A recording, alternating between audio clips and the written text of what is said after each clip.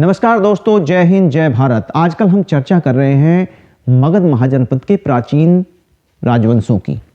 और इससे पहले वीडियो में मैंने मगध साम्राज्य की स्थापना के बारे में बात की और लगभग इसका 5000 वर्ष पुराना इतिहास जो रहा है उसके बारे में मैंने चर्चा की थी। और उसके लगभग 2-3 राजवंशों की भी मैंने बात की थी। जैसे अगर बात करें आपके मगध साम्राज्य की बात करें तो मगध, बृहद्रथ और रिपुंजय के पुत्र प्रद्योत जो एक राजवंश था, मैंने इनकी चर्चा जो है पहली वीडियो में की थी आप लोगों से। आज मैं अगर चर्चा करूंगा तो मैं उसके बाद के राजाओं की चर्चा करूंगा, बाद के राजवंशों की चर्चा करूंगा। तो एक डायनेस्टी थी या एक राजवंश था जिसका नाम था, अगर हम बात करें, हर्यक। तो हर्यक राजवंश में जाने से पहले मैं आपको बताना चाहूंगा, पहली जो वीडियो थी मेरी, उस वीडियो में मैंने प्रद्योत राजवंश की बात की थी जिसका शासनकाल लगभग 682 ईसा पूर्व से लेके लगभग, अगर हम उसके राजवंश की बात करते हैं तो 544 ईसा पूर्व तक या बीसी तक इसका शासनकाल रहा, प्रद्योत राजवंश का। प्रद्योत राजवंश की अगर हम अंतिम राजा की बात करते हैं तो इसका अंतिम राजा महाराजा वर्तिवर्धन था। महाराजा वर्तिवर्धन 564 से 544 ईसा पूर्व में उसका शासन रहा।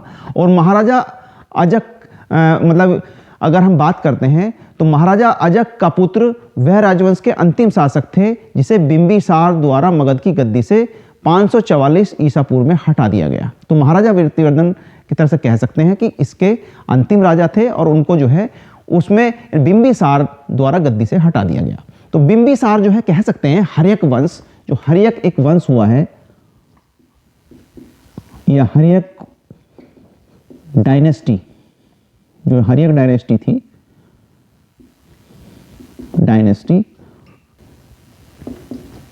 वो उसका लगभग जो शासनकाल रहा है वो 544 बीसी से लेके और लगभग 413 बीसी तक इसका शासन रहा। और बिंबिसार ने इसकी स्थापना की। ये कुछ प्रश्न आने की बड़ी संभावनाएं रहती हैं, इसका ध्यान रखना बच्चों। ये अब इतिहास जो मैं पढ़ा रहा हूं इसके प्रश्न आने की हमेशा संभावनाएं रहती हैं कि कौन राजा कब हुआ, उसकी क्या कार्यशैली थी और वो कहां का, उसकी किस डायनेस्टी से वो बिलोंग करता था। तो ये प्रश्न आने की बड़ी संभावनाएं रहती हैं। आप इन प्रश्नों का जो है इस वीडियो पे जब थोड़ा सा फोकस करेंगे तो आपको सब कुछ क्लियर हो जाएगा। आप मेरे साथ जो है इन वीडियो में बने रहिए, आपको सारा इतिहास में क्लियर कर दूंगा, प्राचीन इतिहास से लेके मॉडर्न हिस्ट्री तक। तो बिंबिसार ने हर्यक वंश की स्थापना की और 544 ईसा पूर्व इसने उसकी स्थापना की।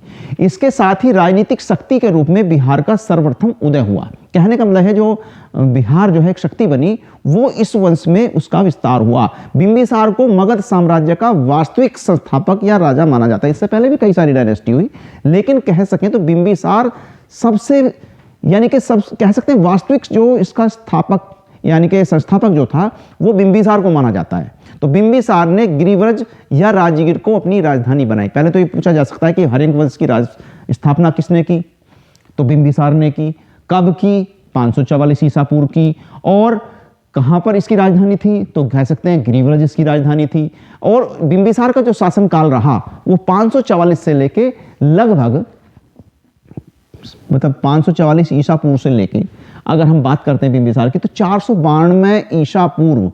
तो कह सकते हैं कि इसका जो इतिहास रहा, यानी कि लगभग 50 वर्षों तक या 52 वर्षों तक लगभग इसने जो है राज्य किया। और बिंबिसार एक कूटनीतिक और दूरदर्शी शासक था। अगर हम बिंबिसार की बात करते हैं तो ये बहुत ही मतलब कूटनीतिक था और दूरदर्शी भी था, ठीक है। और अगर हम उसकी बात करते हैं, उसने प्रमुख राजवंशों में वैवाहिक संबंध स्थापित कर राज्य को फैलाया। तो पहले क्या करते थे राजा, वैवाहिक संबंध बनाते थे। जैसे अकबर ने भी राजपूतों के साथ संबंध बनाए, तो इसी तरह से बिंबिसार जो था उससे पहले हुआ है। और बिंबिसार ने ये प्रणाली डाली कि कैसे दूसरे राज्यों के साथ आप मैत्रिक संबंध बना सकते हो, कैसे उन लोगों के साथ अपने साथ कनेक्ट कर सकते हो। तो इसने क्या किया, इसने वैवाहिक संबंध स्थापित किए, अपने राज्य को फैलाया। इसने वैवाहिक संबंध कौशल, वैशाली और पंजाब की जो वहाँ की सरकारें थीं या पंजाब के जो वहाँ के साम्राज्य थे उनसे अपने जो है साम्राज्य को फैलाया उनके साथ या वैवाहिक संबंध स्थापित करके। और सबसे पहले उसने लिच्छवी गणराज्य के शासक चेतक की पुत्री जिसका नाम था चेलना, उससे शादी की। उससे विवाह किया। उसके बाद उसका वैवाहिक संबंध कौशल राजा प्रसेनजीत वहां पे उस समय हुआ करते थे, तो उनकी बहन थी महाकोशला के साथ उसने विवाह किया। इसके बाद भद्र जो देश था, यानी कि एक राज्य था, वहां की राजकुमारी थी क्षेमा, उसके साथ विवाह किया। तो इस तरह से उसने बहुत सारे संबंध बनाए। महावंश के अनुसार बिंबिसार की लगभग 500 रानियां थी, 500 रानियों यानी कि 500 राजकुमारियों के साथ उसने विवाह किया। उसने अवंती के शक्तिशाली राजा प्रद्योत के साथ दोस्ताना संबंध भी बनाया। ठीक है, सिंध के शासक रुद्रायन तथा गंधार के मुक्की रक्ति से भी उसने दोस्ताने संबंध बनाए। मित्रता की सबसे अंगराज्य से भी उसने जो है दोस्ती करके अपने राज्य में मिला लिया। वहां अपने पुत्र अजातशत्रु को जो है उपराजा नियुक्त कर दिया। बिंबिसार महात्मा बुद्ध का मित्र और संरक्षक भी था। अगर हम जब महात्मा बुद्ध के बारे में पढ़ते हैं तो वो उसी दौरान की बात है, उसी समय की बात है। तो बिंबिसार कौन थे? बिंबिसार एक महान राजा के साथ साथ महात्मा बुद्ध के मित्र भी थे और उनके संरक्षक भी थे। उन्होंने बहुत उनकी मदद की। विनय पटिक के अनुसार बुद्ध से मिलने के बाद उसने बौद्ध धर्म को ग्रहण कर लिया था, यानी कि जो पहले उसका सनातनी जो धर्म था उसने उसे छोड़ दिया और किसमें मिल गए वो उन्होंने बौद्ध धर्म में अपना आस्था दिखाई। तो बौद्ध धर्म को ग्रहण किया, लेकिन वो जैन और हिंदू धर्म के प्रति भी उनकी सहिष्णुता थी। ऐसा नहीं था कि वो हिंदू धर्म से कोई ईर्ष्या करने लगे या जैन धर्म से उन्हें कोई ईर्ष्या हो गई, नहीं, उनका भी प्रॉपर उन्होंने उतना ही सम्मान किया।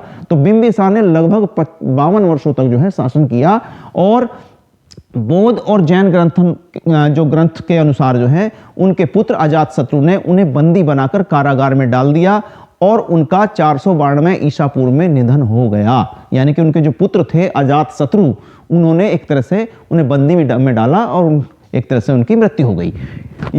तो इसके महत्वपूर्ण तथ्य क्या क्या हैं अगर हम बात करें तो बिंबिसार ने अपने बड़े पुत्र दर्शक को उत्तराधिकारी घोषित किया था।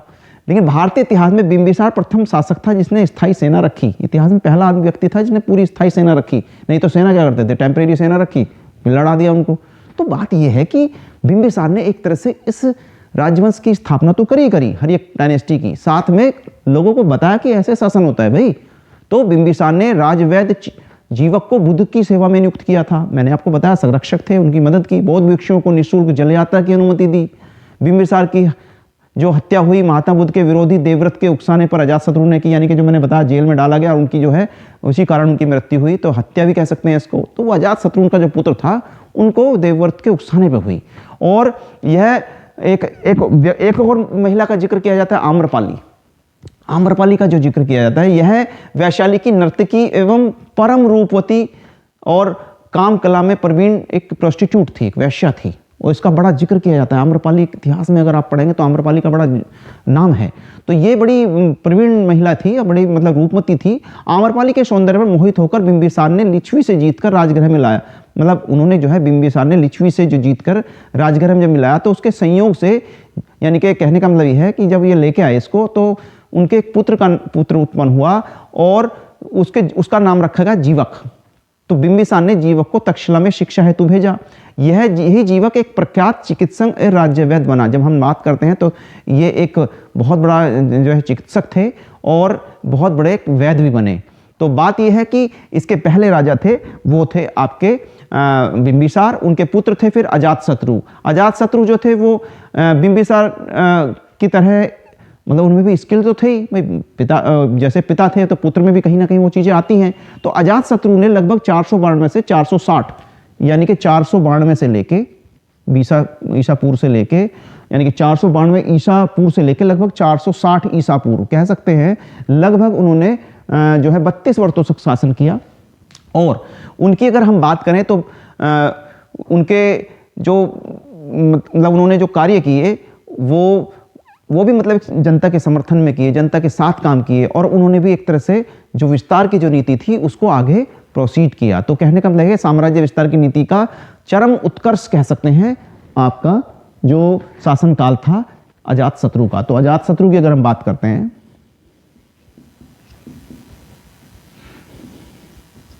तो अजातशत्रु के शासनकाल में भी मगध जो साम्राज्य था एक तरह से उत्कर्ष पे था।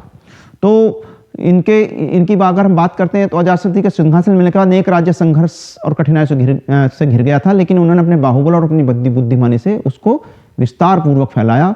और अजातशत्रु बड़े महत्वाकांक्षी थे क्योंकि उन्होंने अपने पिता को भी कारागार में डाल दिया था, यातनाएं दी, उनकी मृत्यु भी हो गई बाद में। और इस जो मतलब इसका मतलब कहने का मतलब यह है कि जो इनकी जो रानियां थी या जो अन्य पुत्र थे उससे परेशान थे कि भाई कैसा किया इन्होंने अजातशत्रु साहब ने। तो बिंबिसार की जो पत्नी थी, जो उनकी पत्नी का नाम कौशल था, उनके जो भाई थे प्रसेनजीत, उनको बड़ा क्रोध हुआ कि भाई इन्होंने बिंबिसार की जो है हत्या कर दी।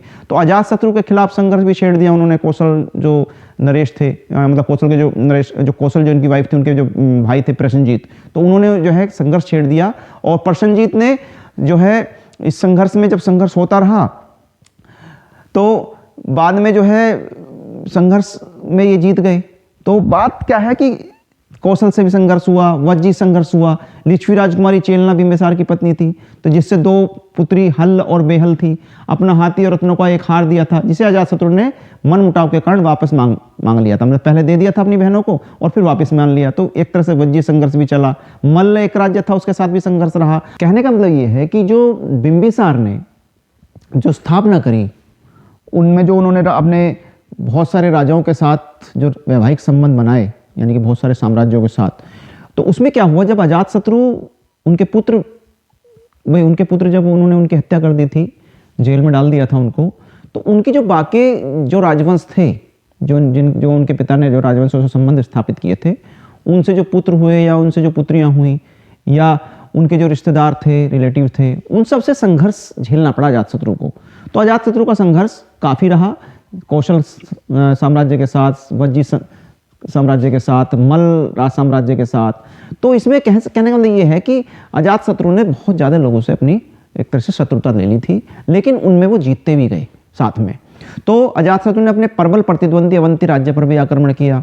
अजातशत्रु धार्मिक उदार सम्राट थे। ये उनकी एक सबसे बड़ी बात थी कि वो धार्मिक सभी धर्मों का समान सम्मान करते थे और विभिन्न ग्रंथों के अनुसार बौद्ध और जैन दोनों मतों का उन्होंने सम्मान किया। जो 2 मत थे उस समय के, उन दोनों का सम्मान किया।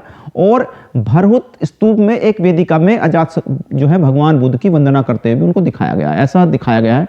उनके शासनकाल में 8वें वर्ष में बुद्ध के महापरिनिर्वाण के बाद उनके अवशेषों पर राजगृह का स्तूप का निर्माण भी उन्होंने करवाया। जो 483 ईस्वी पूर्व में राजगृह की जो सप्तऋणी गुफा में प्रथम बौद्ध संगीति का भी आयोजन किया गया, मैंने बताया। तो ये मैंने प्रीवियस वीडियो में इस तरह का जिक्र किया था। तो अजातशत्रु के शासनकाल में महात्मा बुद्ध 482 ईस्वी पूर्व में महान परिनिर्वाण तथा भगवान महावीर का भी निधन जो है 467 ईस्वी पूर्व में हो गया था। तो ये शासन चलता रहा। फिर उनके बाद जो था, उनके अजातशत्रु के बाद 460 ईस्वी पूर्व में उदयन मगध का राजा बना। उदयन जो था, और बौद्ध ग्रंथों से उसे भी पितृहंता, लेकिन जैन ग्रंथानुसार उसे पितृभक्त कहा गया है। यानी कि दोनों में थोड़ा सा मिसमैचिंग है। यानी कि बौद्ध धर्म के अनुसार उसको पितृहंता बताया गया है और जो जैन ग्रंथ है वो उसको पितृभक्त कहा गया है। तो इनकी माता का नाम पद्मावती था और उदयन शासक बनने से पहले चंपा का उपराजा था। वह पिता की तरह वीर विस्तारवादी नीति का पालक था। यानी कि उदयन जो थे वो एक तरह से अजातशत्रु के पुत्र थे और उनकी माता का नाम पद्मावती था। इसने पाटलिपुत्र जो है गंगा और सोन के संगम को बसाया और अपनी राजधानी राजगृह से पाटलिपुत्र, यानी कि पाटलिपुत्र को लेके कौन आया, इतिहास में क्वेश्चन आ सकता है। तो उदयन पहला व्यक्ति था जिसने पाटलिपुत्र को राजधानी बनाया। ये प्रश्न आने की बड़ी संभावनाएं रहती हैं। और इसका शासनकाल 460 ईसा पूर्व से लेके उदयन का शासनकाल 460 ईसा पूर्व से 444 बीसी तक या ईसा पूर्व रहा। ये आप जो है इस प्रश्न को देख सकते हैं।